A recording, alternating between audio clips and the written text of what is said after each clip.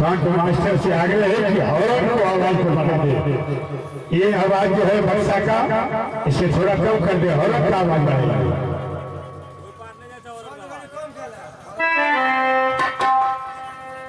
प्रेम सजनों, मेरा ही राज्य मोहब्बत पड़ता है। मेरे पिताजी का नाम राजा इजाजत है। मैंने दो भाई का भैयाई, बड़े भाई का नाम अमर प्रतिया भाई, मेरा नाम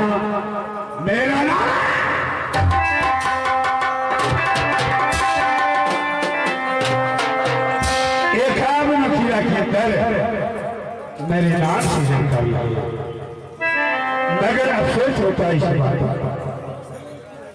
जब से दोस्ती वाराज भरी देवानंद के साथ हर हमेशा साथी साथ रहा करते थे। एक समय की बात है, हमसे बोला कि दोस्त मैं राज वही कुछ ही जरूरी काम से मैंने अपनी दोस्त को केवल 2 रोजों के लिए छुट्टी दे दी। आज लगभग 7 रोज से बीत गया, पुनः लौट करके राजधानी से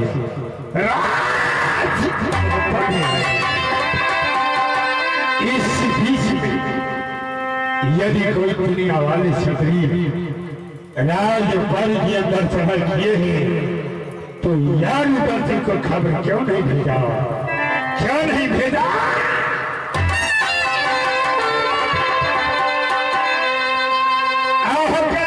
छत्री दोस्ती कहा का सुबह हुआ तो पहली पर क्या चाहा, क्यों न खबर दोस्ती भेजा राज्य महोबा तो रूटा लग जाती है पाई गढ़राज। सुनर भी रूटल लेती है तो चढ़ के जतो पाई गढ़राज। कटमर लोहारे दुश्मन का तो सार के सेठी जतिए पुराए, मगर तो यरमान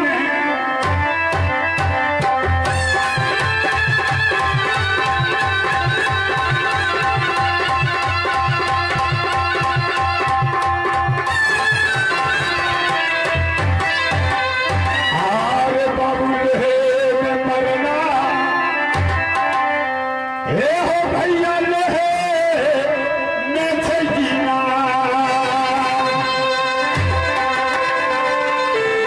तो लोहे में बलिया रात दिन करे छे हो ये रात। जय सरकार मगर लोहा के लड़ाई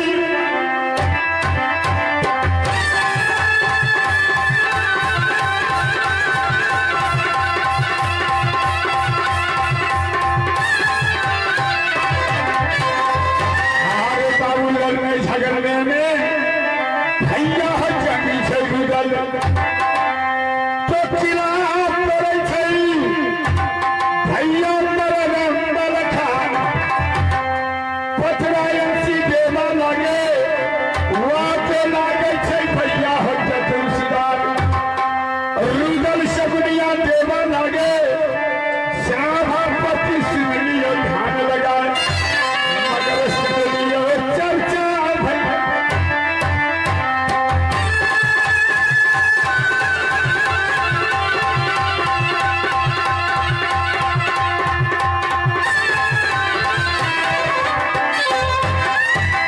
आरे बाबूजी वर जंगिया ये हो भैया जान में सो भैया पर बोली असर न हो खाए, सिंगल टोपी सर पर शोभे पर फाला के नोक पिट जाए, मगर बदियलो बेटा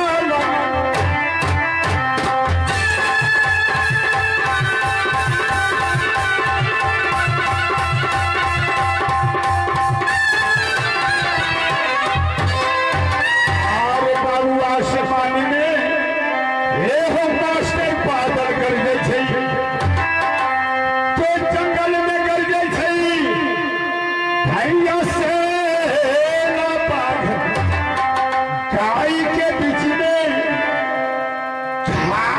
कर गरजे छै तो गरजे छै बेटा मोहो विवाद बदियलो बेटा।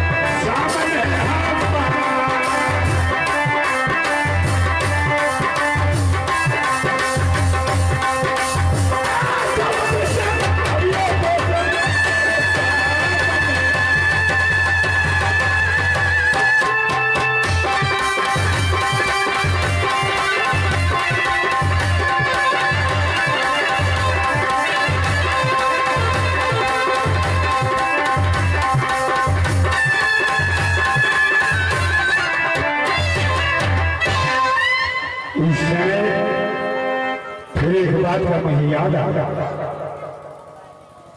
बचपन टाइम का कहानी है। जिस समय मैं माँ के होने से पैदा हुआ, माँ के होने से पैदा लिए हुए समय 6 रोज हुआ था। बड़े भाई अमर पतिया था, वो 6 साल का था। उसी समय की कहानी है। मेरा चचेरा भाई काल गुरु मेरे पिताजी को धोखा सिखा दिया। मार देने के बाद राज अपनाने के लिए ये सोचा नाग का बेटा कभी ढोंढ नहीं पाता, हो न हो। अरे भैया इनको को बंद कर दीजिए, इनको हाँ हाँ करता है, हम लोग सुनते हैं।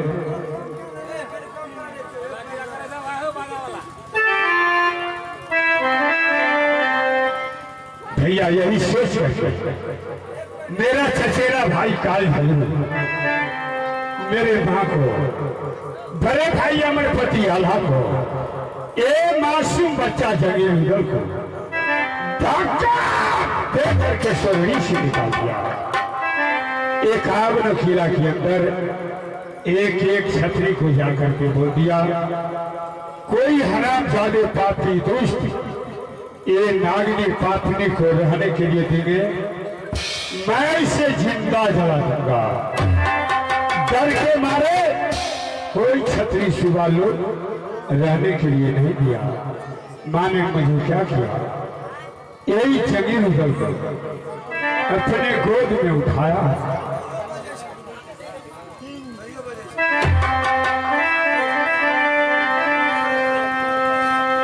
यखिया से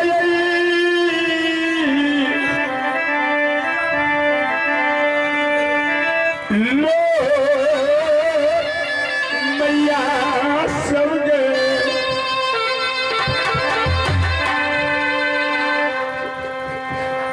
बहल कैसे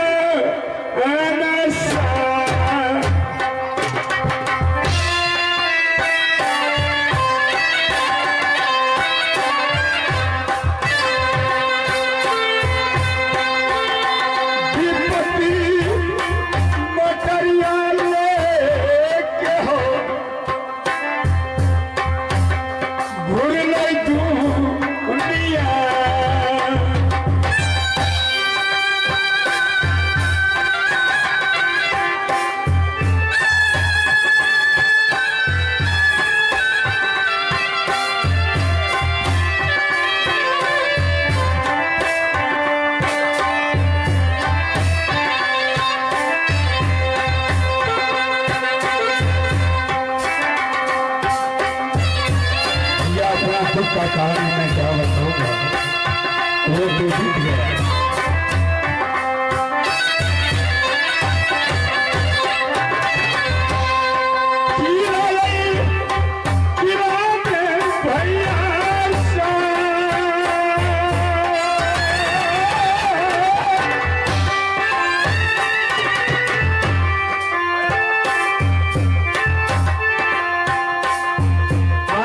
पटरी से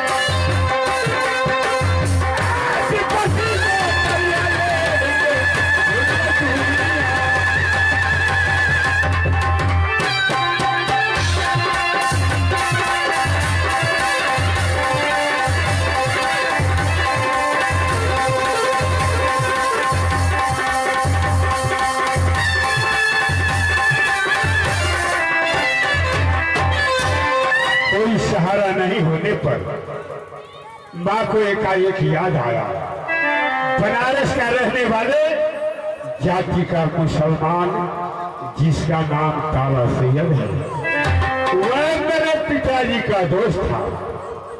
एकाएक याद आने के बाद माँ ने रुदल को गोद में उठाया, बड़े भाई को सीने से लगाया, जाकर के राज बनारस चले गए। जो इस बात को पिता सैयद समझे कि दोस्ती बहुत बड़ा दुख दर्द लेकर के आई है, दौड़ करके अदालत से आए हैं, रुदल को गोद में उठाया, बड़े भाई को साथ लिया, माँ को तन पर वस्त्र दिया, पेट में भोजन दिया। ये नहीं सोचा एक जाति का राजपूत है, अगर मैं अपने यहाँ रखूंगा एक कलंक हो जाएगा। वह साथ लेकर के राज कलिंजर मौसा परमल के यहाँ रखवा दिया। मौसा परमल के यहाँ रहते रहते छैला जवान हुआ, सारा चलती आया, हाथ का लोहा उठाया, अपने ताकत के बदौलत दिल्ली और कलिंजर सोरहड़ी काट करके मुहब्बा कैद किया। जब से मुहब्बा कैद हो गया, भैया मैं ये नहीं समझा कि रुदल को पिता मर गया। मैं समझता हूँ बड़े भाई पिता का समान है, भाभी नगर वाली माँ का समान है। कोई कामों के लिए मैं आगे बढ़ता हूँ तो बड़े भाई से आदेश लेकर के ही बढ़ता हूँ। आज मुझे जी करता है ये पापी सर लेकर के जाऊंगा, भैया और भाभी के चरणों में झुकाऊंगा। जो कुछ भी आदेश भैया और भाभी सुनेंगे, आदेशानुसार आज यहाँ से मैं बड़े भाई के सामने जा रहा हूँ।